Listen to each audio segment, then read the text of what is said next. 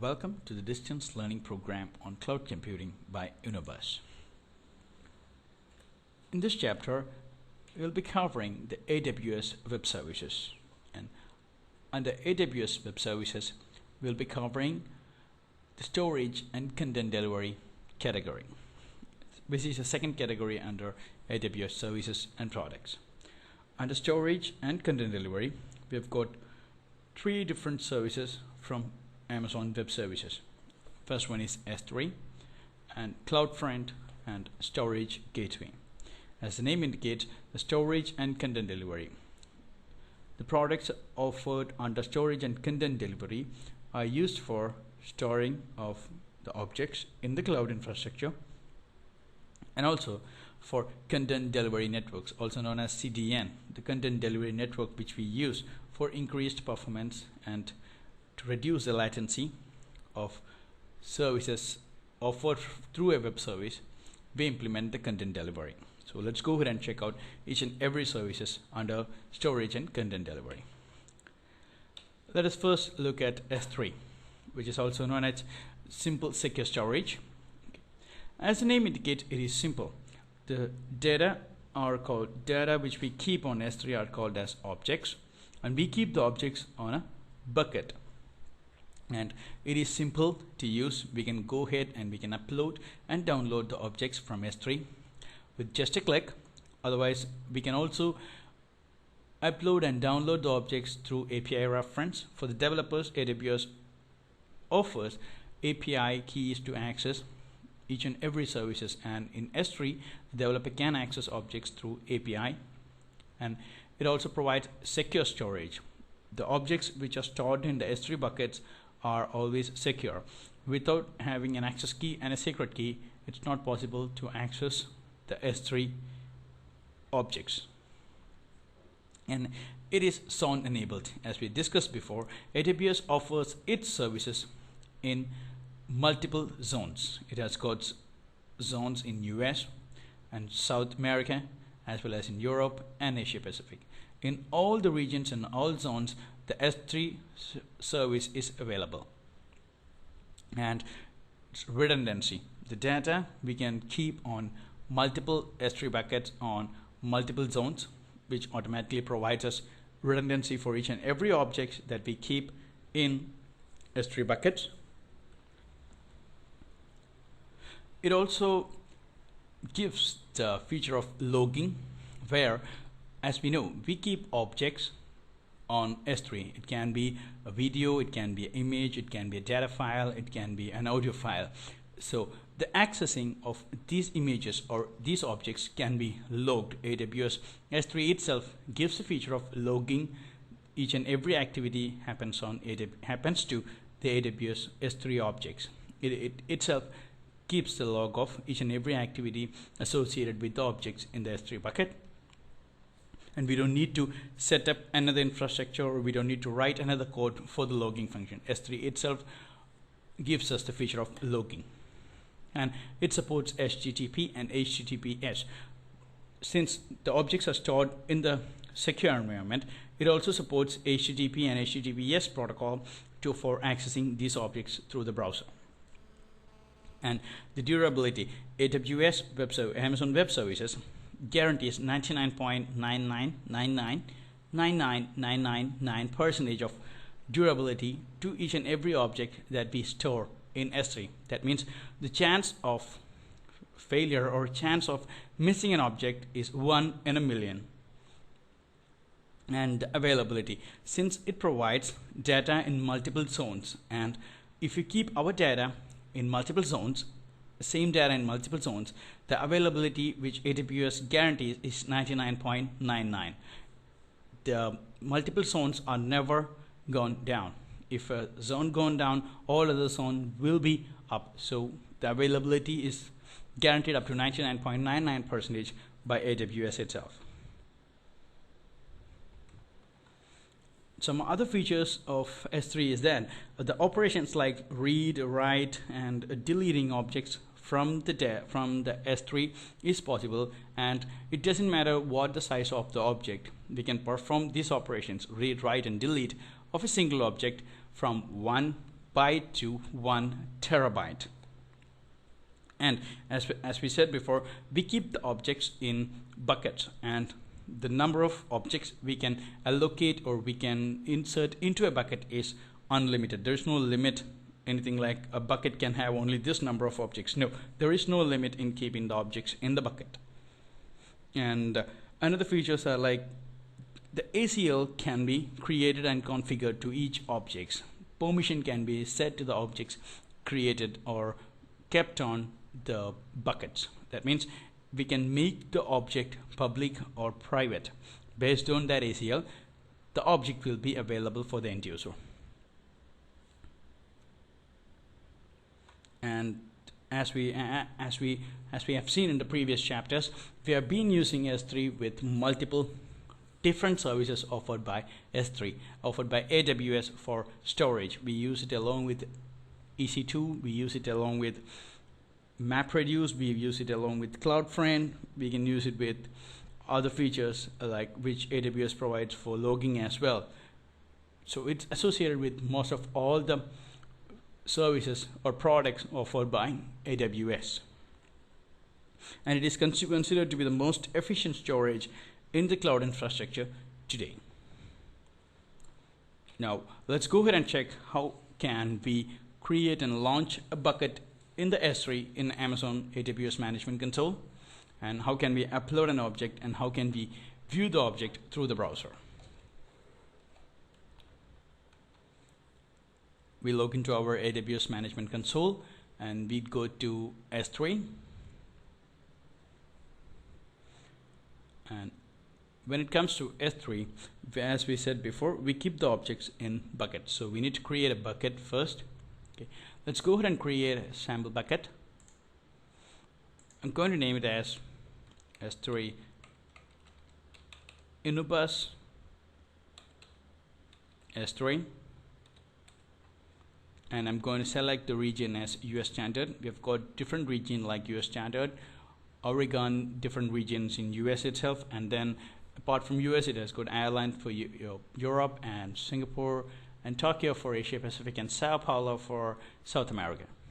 So I'm going to keep it in US standard, and I'm going to click on this is how where you set up the logging. If you want to set up logging for each and every activity which happens to the object, we can set up the logging here. We can create, we can enable, and we can create another bucket in which we have to target, in which we have to keep the logs and the prefix. If we are planning to prefix like access log or error log, we can make the prefix like that. Let's go ahead and create the S3 bucket without logging. Let's click create. Okay, before we proceed, we need to uncheck the logging enabled. We should disable that, and let's click create, and the bucket is created, Inubus 3.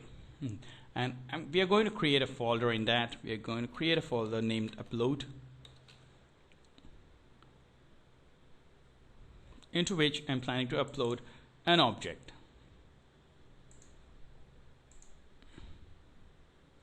Click on add files, and we are going to select a picture which we are going to upload into our S3 bucket. We've selected a picture, and we're going to click open, and the object has been added, and we're going to click start upload, and the object is getting uploaded. And when the upload is being completed, we can see that the status is completed on the right hand side.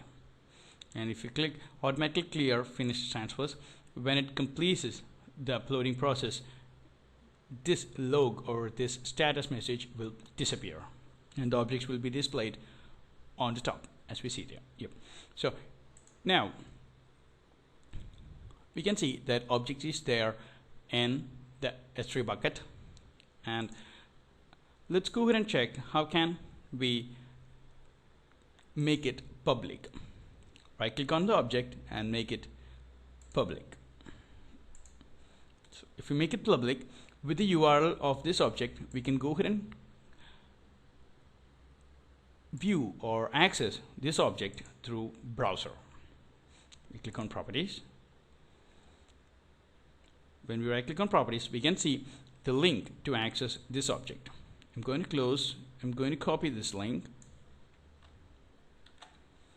and we're going to open a new tab, paste the link, and we click yes. The image which we have just uploaded to the S3 is being displayed through the internet. And as we see, the address itself shows s3.amazon.com/our bucket name and the location of the object and the object name. So this is how you upload an object to S3 and access it.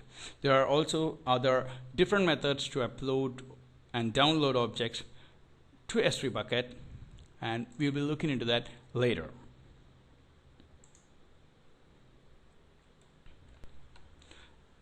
Now let's go ahead and check how can we access our S3 bucket using a plugin which we use for accessing S3, which is known as S3 Fox, which we use in the Firefox browser.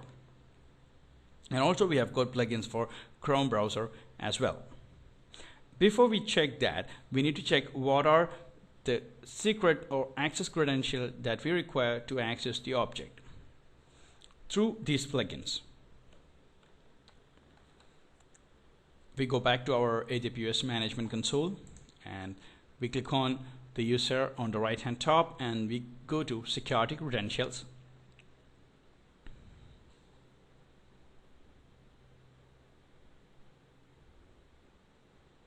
It may take a while to load the security credentials. Okay, since I've logged in as an AWS identity and access management user, the user does not have privilege to view the security and access key. So let's go ahead and log in as the administrator of this AWS account, and let's check out what are the secret key and access key that we need to connect to S3 bucket using an S3 plugins known as S3 Fox or S3 Explorer, Bucket Explorer in other ways. We log into the AWS management console as a super user, and we go to my account console and we click on security credentials, from where we can go ahead and see the access credentials. Now in this security credentials tab, we can see that the security key, the access keys are listed, and the X.509 certificates are listed. If we create a certificate, that would be listed over there. And here, let's go ahead and take the access keys. What are the access keys that we have in our account? To access an object in the S3 bucket using any of the S3 connection plugins, say like Bucket Explorer or S3 Fox, we need to have two different keys. First one is access key, and second one is secret access key. So we need to copy this access key, and we need to copy the secret key as well. If you click on show, that will be displayed, and you need to copy that secret key and access key. Now let's go to the Firefox S3 plugin. Let's paste this access key and secret key, and let's try to access our bucket. We go to Mozilla Firefox and go to tools, and we select S3 organizer.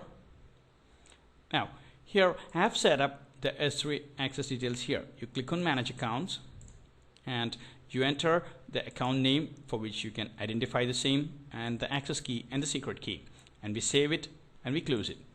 And now it shows what are the different objects that are there in our S3 organizer, in our S3 bucket. So let's go ahead and check the object which is there in the innermost S3 bucket. Let's open upload, and lighthouse, the image is still there in the S3 bucket. From here also you can go ahead and copy the URL of the particular object.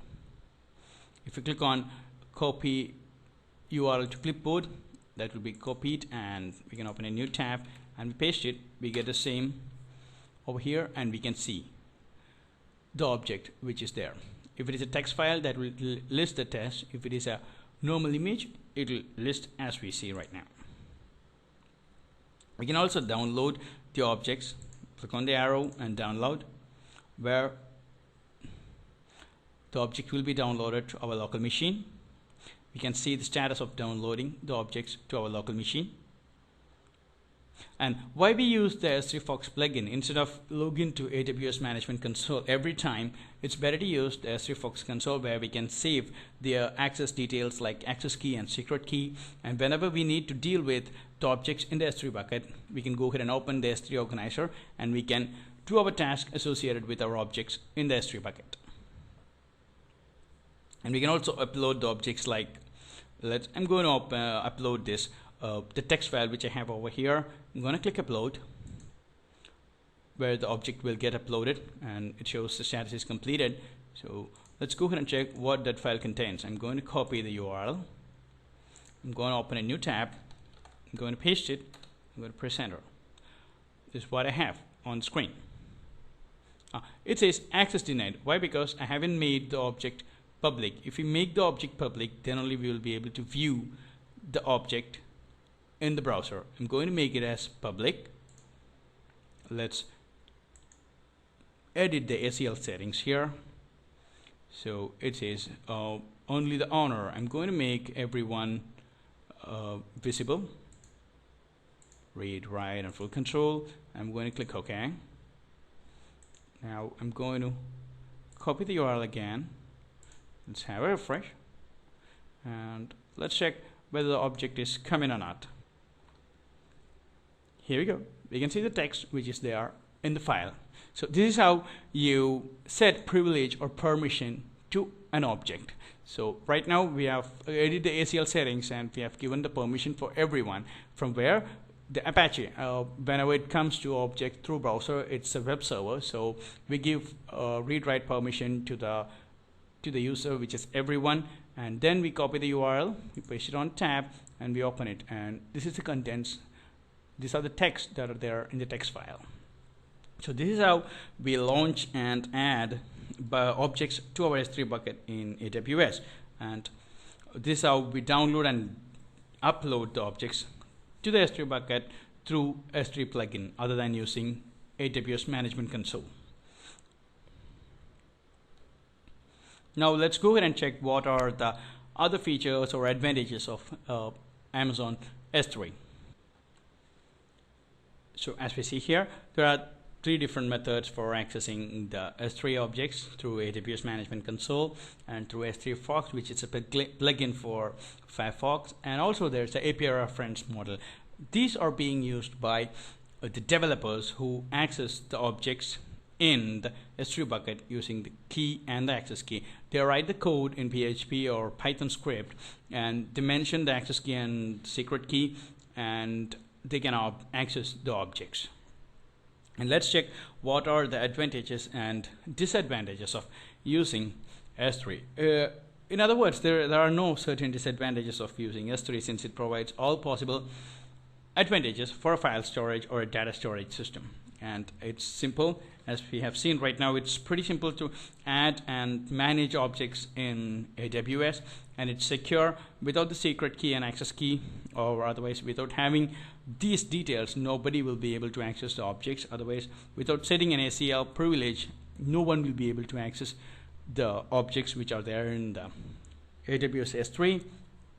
And it is reliable. How it is reliable? In the sense, if we set up our bucket in multiple zones for redundancy of data, and if one zone goes down, our data are safe in other zone as well, and there are never chances that 2 zones will be down at the same point of time.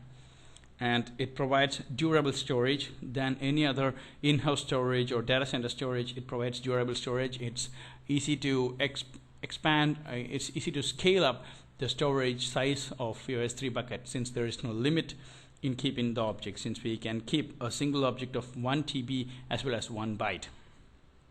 And it is inexpensive as well. Amazon charges for the number of objects put request and get request, and they never charge for the total number of objects. It's all about how we access, how many number of times we access the objects, and up to 1,000,000 times it's free, and after that you are getting charged. So that's all about S3. And now let's go ahead and check the other services offered under storage and content delivery, which is CloudFront. Let's check what is CloudFront. CloudFront is a mechanism which allows your objects to be easily available to the end user who access it. In case of a normal web service running on an AWS infrastructure, and we have static contents as well as dynamic contents, and these are being served by our web server to the end user when the end user types our website address. And in a normal scenario, the objects are stored in the server, and the end user types the website address and hits enter. The request comes through the DNS servers and reaches the particular site in which it is hosted, and the content is being served from that server to the nearest DNS server and then to the end user. So there is a normal latency if the end user and the web service is being hosted in two different continents. So here in CDN, how it works is it coordinates with number of edge servers across the globe. What edge servers means is that it is a mechanism where these servers are on the edge of the network. Edge means it could be on the corner of a particular network, and this network doesn't mean a normal network of an office or a data center. These networks are between different DNS servers, or the network between different continents. And the edge EDGE is known as enhanced data GSM environment. So, and how it works, it is powered by S3. We keep our static or object, dynamic object, which we need to serve through CloudFront on the S3 bucket, and from there it's getting served to the end user through the edge servers, which we will be looking more deeply in the next slide. And it supports dynamic as well as static contents, and the performance is increased because the data which we keep on the content delivery network is being served to the edge servers across the globe, and the copy of each and every data is being served by the DNS servers. So whenever the request comes, the nearest DNS server gives the data to the end user, then getting the request all together from the web server and then back to the end user. And it provides multi-zone availability. You can have, or you can create the content CloudFront setup or content delivery network in multi-zone availability. In all the zones, AWS provides a service, and for redundancy, we can have multi-zone availability of our data.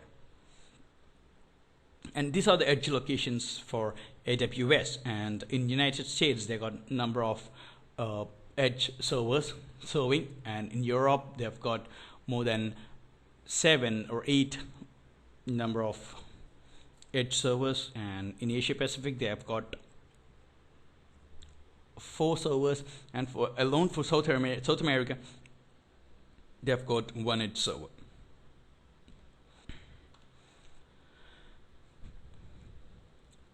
Now let's see how exactly the CDN works.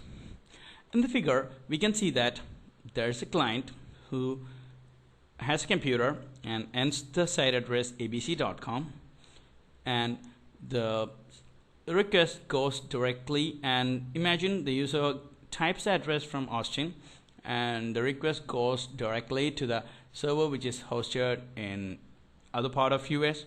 And in the non-CDN scenario, or in the normal traditional hosting environment, the request come all the way back from the web server to the end user. So there could be a delay or latency in serving the objects. When we implement the CDN, how it works is that the object is stored in S3 bucket, and these objects are being connected with number of edge servers across the United States. And when the user types a particular web address, the DNS resolves that to the nearest DNS server, and from the nearest DNS server, the edge server is being contacted, and from the nearest edge server, the data is being served to the end user. So instead of the long path journey for the objects, the nearest edge server serves the data to the end user, and the pages are getting loaded automatically, faster than the traditional way.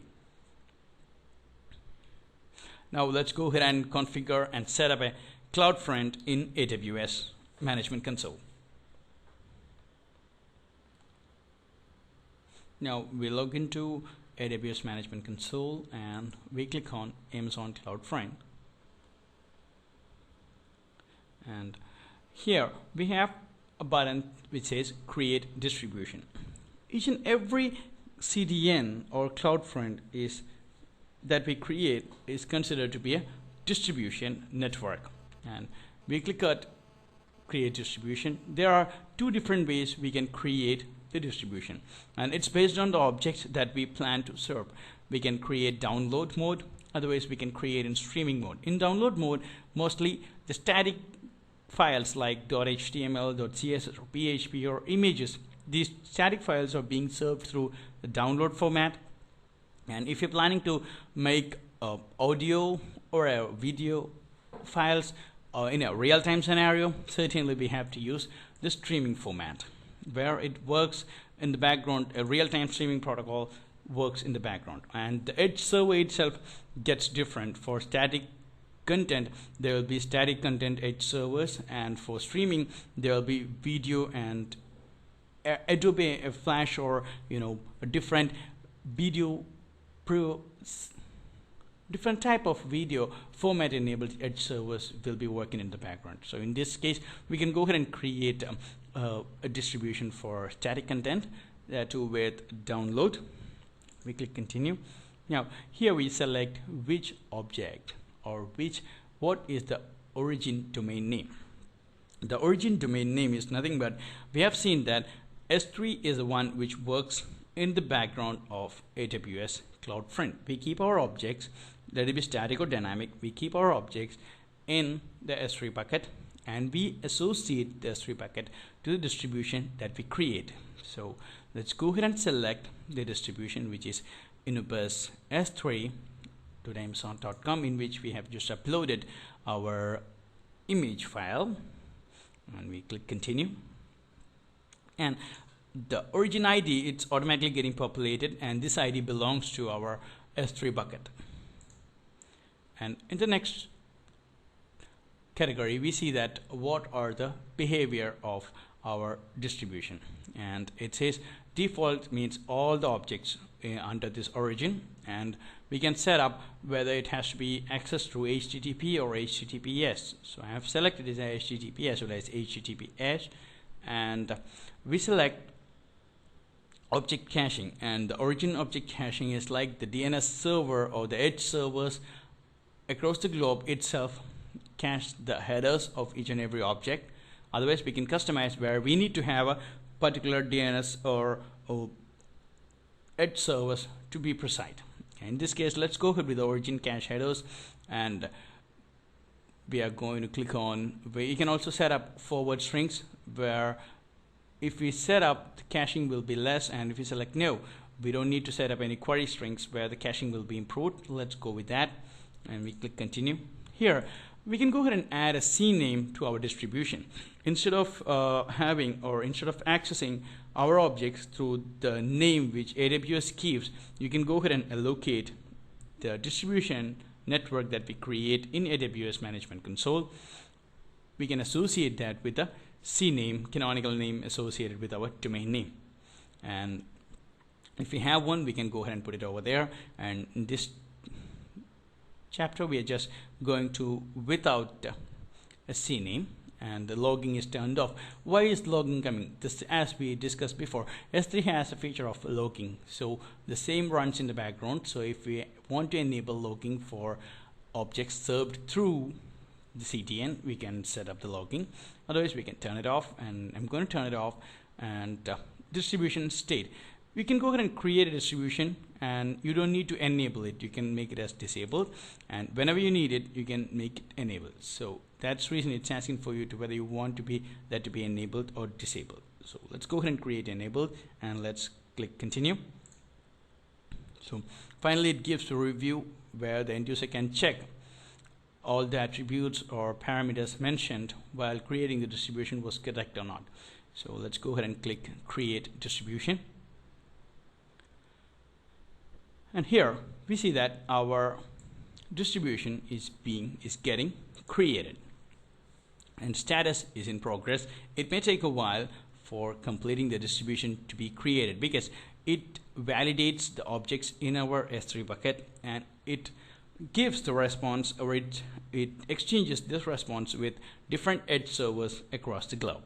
So let's wait until it completes the distribution channel to be ready. Now we have the status of our CloudFront distribution as deployed. Here we can check the different specs of our distribution channel, and what we see here, we can see the domain name, and if we add the CNAME, that will also be listed over here, and the distribution ID. This is what we use whenever we change our objects in the S3 bucket, because there are chances where the contents might change from time to time. So we can go ahead and access our S3 bucket, and we can access our distribution ID, and we can invalidate the objects in our CloudFront network, because now we have created a distribution channel through which our data will be then rendered to the end user through different edge servers. So imagine a case where the end user has to change the objects that are available in the S3 bucket, otherwise the images are getting changed. In those scenarios, we need to perform a process which is called object invalidation, where the invalidation means the objects in the S3 server will sync its data to the edge servers across the globe. So when it is syncing, if there is an updation, that will be mirrored with the edge servers across the globe. And to do that, we need our access key and secret key, which we used in our S3, and along with that we need to have the distribution ID to do or to perform the invalidation process. And how we perform the invalidation? We perform the invalidation using a plugin called Purge tool, which is an authorized AWS authorized CloudFront Purge tool. Okay. I have added that to my browser, and let's go ahead and take it. So here we enter our access key and secret key. I've entered my access key and the secret key, and we sign in. Here we can see the distribution which is associated with our CDN network. So we go back to our AWS management console, and we see that this is the distribution ID associated with our CDN network, in other words distribution channel. So we click on that and we enter a purge request, and here we can enter multiple paths, and I'm going to enter / where all the objects associated with that bucket will get synchronized with the edge servers. And when we click submit, we can see that the last purge request is in progress, and when it completes that action of invalidation, the result will show as completed or successful. It says status in progress and the distribution ID, and it's getting invalidated because it needs to consult with the number of edge servers across the globe. So there might be a little time for completing this invalidation request, and it is based on the number of objects that we have in our S3 bucket. If the number of objects are less, it may not take a while, may not take a long time, but if the number of objects are like thousands and millions, it may take a while to complete the invalidation process through the Purge tool. And the tool that we are using, CDN Planet, which is a plugin comes for Chrome, is AWS referred, which is mentioned on the AWS cloud as an authorized tool for performing the purge or invalidation action on our CDN networks. And to be on a safer side, we can also perform that. We are performing the invalidation on the, so right now we got only one distribution channel. In some of the cases we might have many number of distribution channels. So what it does is like it lists out all the distributions that we have in our account, and the distribution ID will be listed over here. We can compare the same with our distribution ID in our management console, and if it seems to be fine and perfect, we can go ahead and make sure that we are having the right, or we are performing the invalidation request on the right distribution channel. Now when the purge request is completed, it will show as the purge is completed. And instead of giving slash over here, we can also mention the name of our bucket, say like bus S3. We can give the bucket name so that it will invalidate the objects only that particular bucket.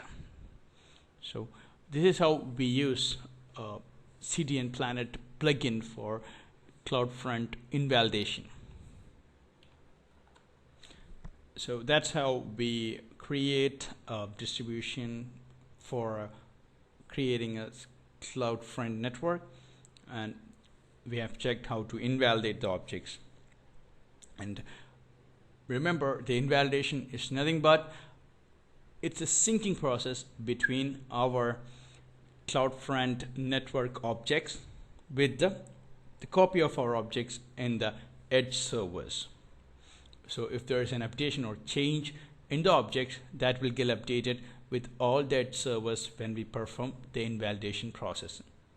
Why we do this? Before, sometimes there are chances where the object name remains the same, where the object gets changed. In case of images, the image name of that image or that file might be the same, but the image might be a different one. So that's the reason we need to perform the invalidation of our objects in the S3 bucket for CloudFront.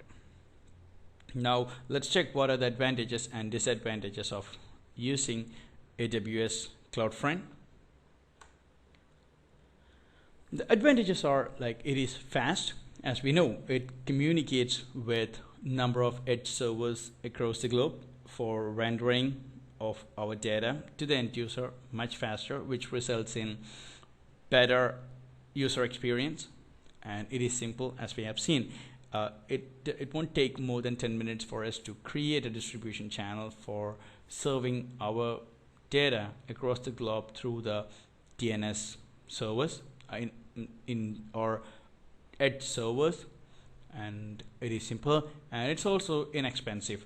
AWS charges for the invalidation request that we perform. It never charges for the number of objects that we keep. It's all about the number of times we perform the invalidation objects. That means the syncing between the AWS data and the data in the edge servers are being counted. And while compared to in-house or a cluster for the CloudFront, AWS would be cheaper than any other providers, and it is elastic. As we know, the backend is S3 and it is scalable. We can go ahead and implement any number of objects into that, and we can create a distribution channel for any number of S3 buckets, and we can serve our contents. And it's elastic which is a basic feature of each and every AWS services. And it is reliable since it provides the S3 data storage in multiple zones.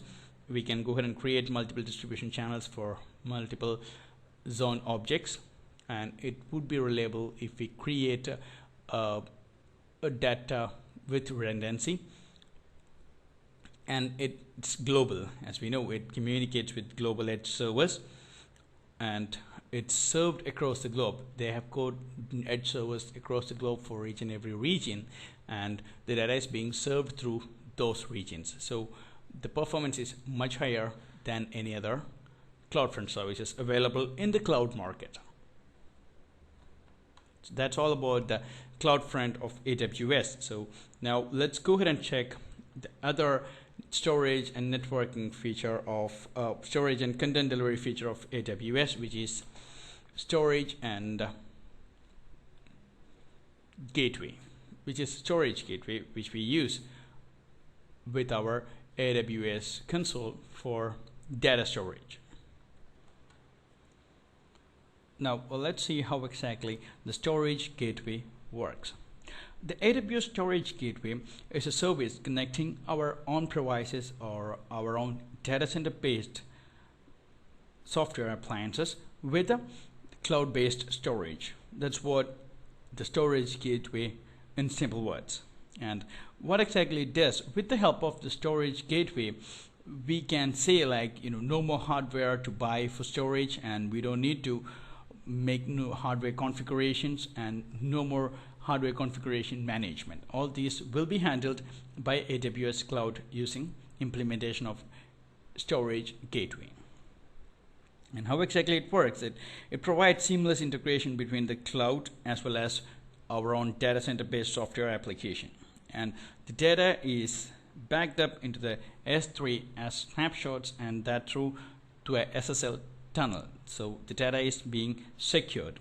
And also it provides mirroring of on-premise application location to apps running on EC2. That's also possible, but if we have a application which is running on our local database or local data center, we can mirror that application with the applications running on EC2 instance. That's possible through the storage gateway, and it supports storage area networks as well as direct attached disks.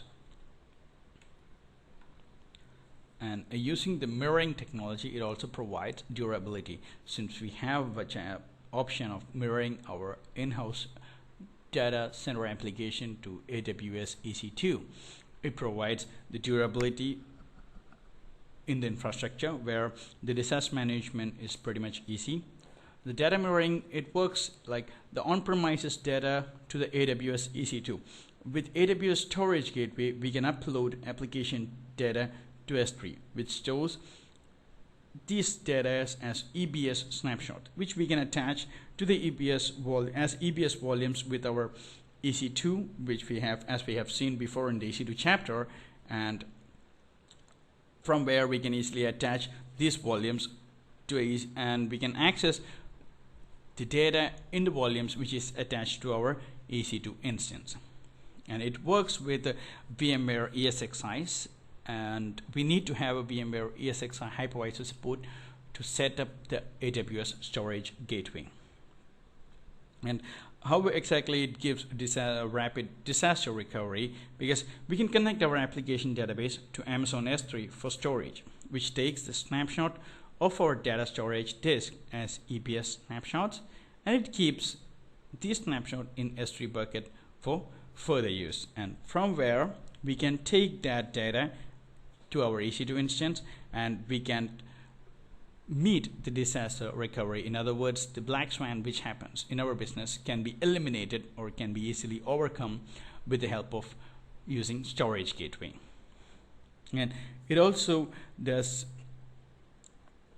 other important points, like we can allocate our on-premise storage area networks and direct attached disks to the storage gateway. So it doesn't say only SAN or only NAS. It also supports SAN as well as direct attached disk support, from where we can allocate this disk to our storage gateway hypervisor, from where the communication happens between our storage gateway and to the cloud storage.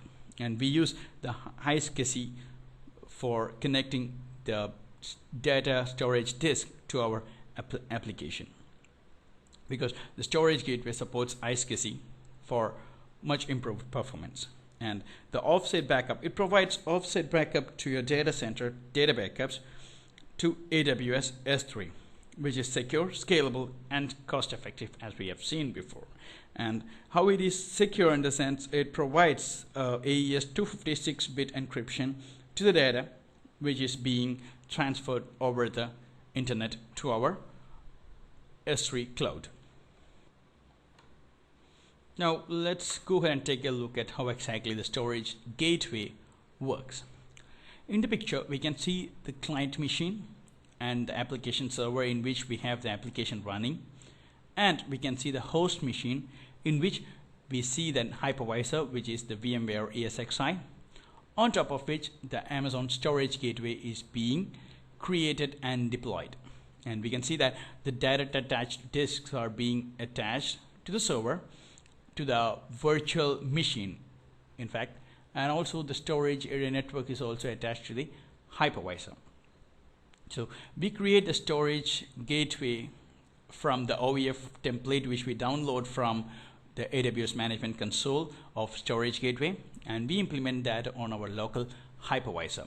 And this hypervisor, we attach a storage volume of a normal 1 GB or 2 GB, which we as per our requirement, and we also have a working storage, which is known as the buffer bit for this communication or the data transfer.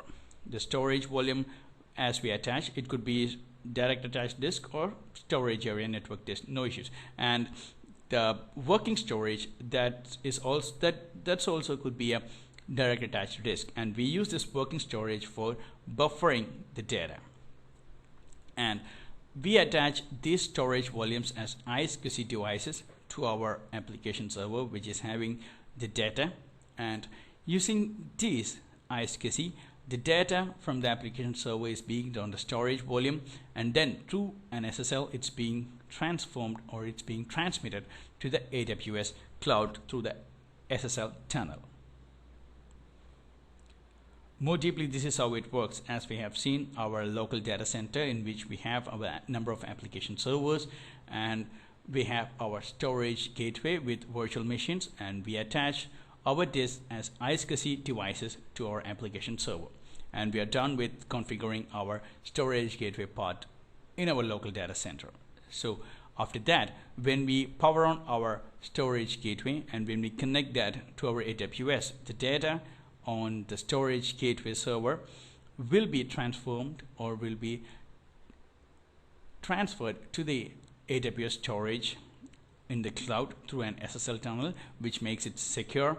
And also, as we discussed before, it transmits the data in an AES 256-bit encrypted format, and it goes directly to S3 bucket as an EBS snapshot, from which we can create the EBS volumes, and these volumes could be easily attached to the Amazon EC2 cloud, from where we can go ahead and take the data from our EBS volume in case of a disaster recovery. So now let's go ahead and check how exactly we can configure and set up the AWS storage gateway.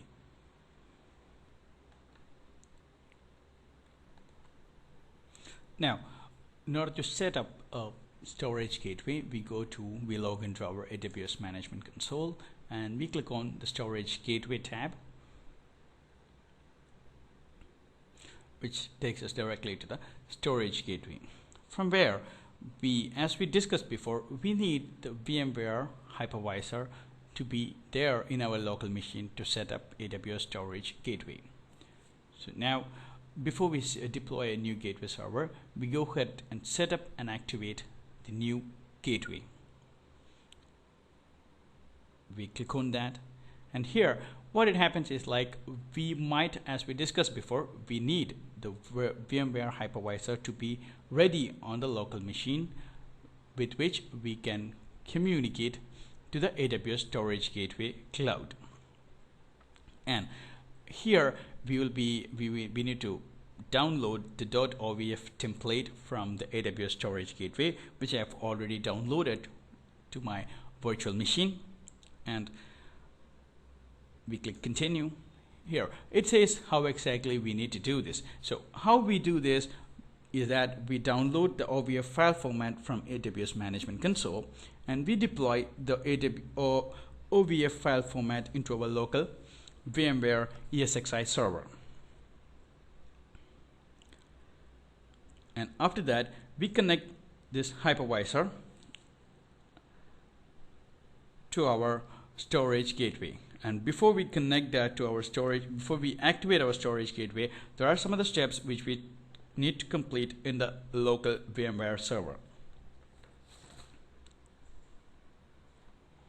And while downloading this OVF format may take a while, as there could be 480 MB to 600 MB file which we download from the AWS Management Console, and we install that into our local virtual machine, with which we create a storage. We create that template as a storage gateway server, and as we discussed before, we attach the direct attached disk to this server as I2C devices, and it could be a direct attached disk or a SAN attached disk. And after we complete that, we go ahead and make these attached devices as para virtualized devices, because it is for the better performance. And also we also make sure that we format that disk as thick provision disk for improved performance of our storage gateway. And we go ahead and type the IP address of our local machine, which is 192.168.1.32,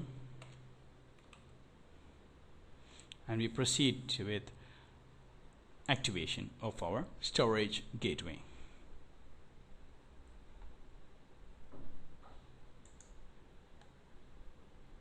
It's sending request to our local server, and we'll be checking this how to set up the storage gateway in a local virtual machine server after checking the advantages here. Here, what are the advantages that we have with AWS storage gateway is that it is secure. As we know, the communication or the data transfer between the storage gateway and the local server as to the AWS cloud is through an SSL tunnel, and also the data is encrypted before it's being transmitted to the S3 bucket, and it's durable. The data which we store in the S3 bucket are as EBS snapshots. These snapshots can be used to create EBS volumes, which we can attach to our EC2 instances, from where we can launch or we can access the data which we have copied or which we have taken for data storage or for data durability from our local application server using the AWS storage gateway. And other important advantage is that it is compatible with almost all type of VMware ESXi, and it's a cost-effective solution for data storage. Using the storage gateway, we can have redundant copy of our data on our application server onto AWS storage, that too through an encrypted tunnel. So it's cost effective in the form of data redundancy or data backup as well.